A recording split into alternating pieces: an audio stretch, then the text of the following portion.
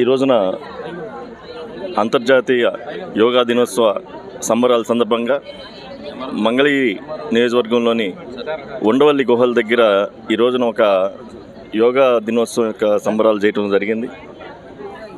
అంతర్జాతీయ స్థాయిలో ఈ రోజున మన భారతదేశ సంస్కృతిలో ఒక కీలక భాగమైనటువంటి యోగాని ప్రధానమంత్రి గారు ఆ రోజు 2014లో మొట్టమొదటిసారిగా ప్రధానమంత్రి అయిన తర్వాత అంతర్జాతీయ స్థాయిలో ఐక్యరాజ్య సమితిలో పెట్టి మన యోగాకి అంతర్జాతీయ గుర్తింపు తీసుకొచ్చి జూన్ 21వ తారీఖు ప్రతి సంవత్సరం యోగా డేగా ప్రపంచం మొత్తం చేసుకునే విధంగా ఆ రోజు సంకల్పించారు.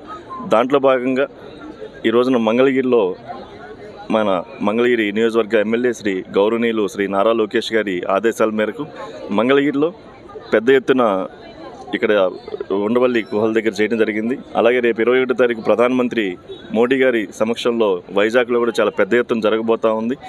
దీన్నిటికి కూడా ఏంటంటే మన జీవన శైలిలో యోగా అనేది ఒక ప్రధాన భూమికగా పోషిస్తూ ఉంది.